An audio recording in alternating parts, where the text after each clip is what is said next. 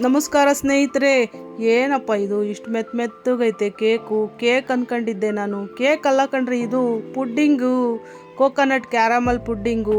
ನಾನು ಜಾಸ್ತಿ ಏನೇನೋ ಹಾಕಿ ಮಾಡಬೇಕು ಅಂದ್ಕೊಂಡ್ರೆ ಸಿಂಪಲ್ಲು ಕಣ್ರಿ. ಇದು ಮನೆಗೆ ಯಾವುದೈತೋ ಸಾಮಾನು, ತೆಂಗಿನಕಾಯಿ, ಕಾರ್ನ್ಫ್ಲವರು ಮತ್ತು ಸಕ್ಕರೆ, ಅಷ್ಟರಲ್ಲೇ ಇದು ಸಿಂಪಲ್ ಗ್ರ್ಯಾಂಡ್ ರಿಸಲ್ಟ್. ಓವನ್ವೂ ಬೇಡ, ಮೈಕ್ರೋವೇವು ಬೇಡ, ಎಸೆನ್ಸು ಬೇಡ, ಕ್ರೀಮು ಬೇಡ, ಏನು ಇಲ್ದೇ ಸಿಂಪಲ್ಲಾಗಿ ಗ್ರ್ಯಾಂಡ್ ರಿಸಲ್ಟ್ ರೀ. ಆ ಥರ ರೆಸಿಪಿ ನಾವು ಮಾಡ್ತಾ ಇರೋದು ಇವತ್ತು. ಬನ್ನಿ ಒಂದು ಸತಿ ಎಲ್ಲ ನೋಡ್ಕೊಂಡು ಬರೋಣ. ತುಂಬ ಚೆನ್ನಾಗಿರುತ್ತೆ. ನೀವು ನಿಮ್ಮ ಮನೇಲಿ ಒಂದು ಸತಿ ಟ್ರೈ ಮಾಡಿರಿ.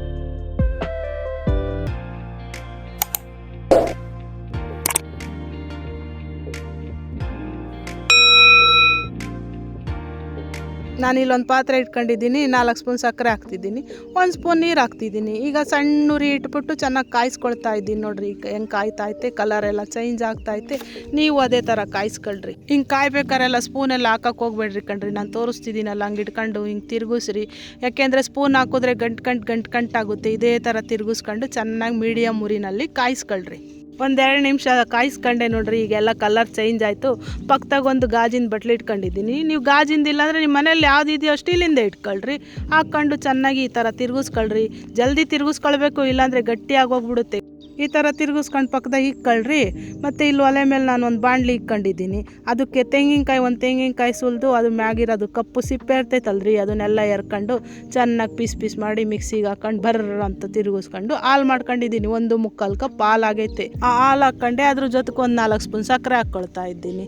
ನಿಮಗೆ ಎಷ್ಟು ಬೇಕೋ ಅಷ್ಟು ಸಕ್ಕರೆ ಹಾಕ್ಕೊಳ್ರಿ. ಇದ್ ಕಡೆ ಒಂದು 1/4 ಕಪ್ ನೀರು ತಗೊಂಡಿದ್ದೀನಿ. ಅದಕ್ಕೆ 4 ಸ್ಪೂನ್ ಕಾರ್ನ್ಫ್ಲೋರ್ ಹಾಕ್ಕೊತಾ ಇದ್ದೀನಿ. ನೋಡಿರಿ, ನೀವು ಹಂಗೆ 4 ಸ್ಪೂನ್ ಕಾರ್ನ್ಫ್ಲೋರ್ ಹಾಕ್ಕೊಳ್ರಿ. ಚೆನ್ನಾಗಿ ತಿರುಗಿಸ್ಕೊಳ್ರಿ ಒಂದಿಷ್ಟು ಗಂಟಿಲ್ದಂಗೆ. ಇಲ್ಲಿ ಕಡಾಯಲ್ಲಿ ಹಾಲುನು ಮತ್ತು ಸಕ್ಕರೆ ಹಾಕಿ ಮೀಡಿಯಮ್ ಉರಿನಲ್ಲಿ ಚೆನ್ನಾಗಿ ಕಾಯಿಸ್ಕೊಳ್ತಾ ಇದ್ದೀನಿ. ನೋಡ್ರಿ, ಈಗ ಸ್ವಲ್ಪ ಕುದಿ ಬರ್ತಾ ಐತೆ. ನೀವು ಆ ಥರ ಕಾಯಿಸ್ಕೊಳ್ರಿ. ಚೆನ್ನಾಗಿ ಕಾಯಿಸ್ಕೊಂಡೆ ಈಗ ಕುದೀತಾ ಐತೆ ನೋಡ್ರಿ. ಪಕ್ಕದಲ್ಲಿ ಕಾಯಿಸ್ಕೊಂಡಿದ್ನಲ್ಲ ಕಾರ್ನ್ಫ್ಲೋರಿಂದು, ಅದನ್ನ ಹಾಕ್ತಾ ಇದ್ದೀನಿ ನೋಡಿ. ಹಾಕೊಂಡು ಚೆನ್ನಾಗಿ ಝೀ ಅಂತ ತಿರ್ಗಿಸ್ಕೊಳ್ರಿ. ನೋಡಿ, ಈ ಥರ ಗಟ್ಟಿಗಾಗಬೇಕು ರೀ. ಒಂದು ಸ್ವಲ್ಪನೂ ಗಂಟು ಆಗಬಾರ್ದು ರೀ. ಆ ಥರ ತಿರ್ಗಿಸ್ಕೊಳ್ರಿ.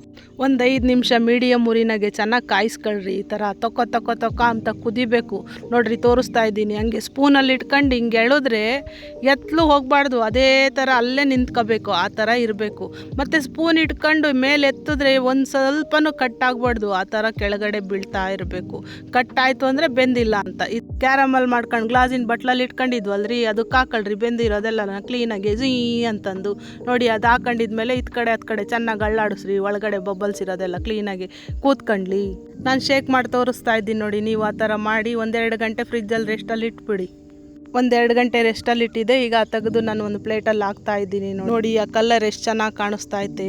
Golden colour. ಕಣ್ಣಿಗೆ ಕಲರ್ ನೋಡ್ತಿದ್ದಂಗೆ ಅದು ಡಿಶ್ ಚೆನ್ನಾಗಿದೆ ಅಂತ ಅನ್ಬೇಕು. ಆ ಕಲರ್ನಾಗೆ ಗೊತ್ತಾಗ್ತೈತೆ ಯಾವ ಥರ ಬಂದಿದೆ, ಹೆಂಗೈತೆ ಅಂತ.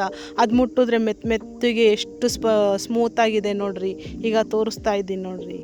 ಅಮ್ಮ ನನ್ಗೊಂದು ಕೊಡಮ್ಮ ತಿನ್ನಕ್ಕೆ. ಚೆನ್ನಾಗೈತಲ್ಲಮ್ಮ, ಮೆತ್ತಿಗೆ ಹೆಂಗಳ್ಳಾಡ್ತೈತಿ. ಕಟ್ ಮಾಡಿ ಕೊಡ್ತೀನಿ. ಅವ್ರಿಗೆಲ್ಲ ತೋರಿಸ್ಬಾರ್ದೇನೋ ನನ್ನ ಸ್ನೇಹಿತರಿಗೆ.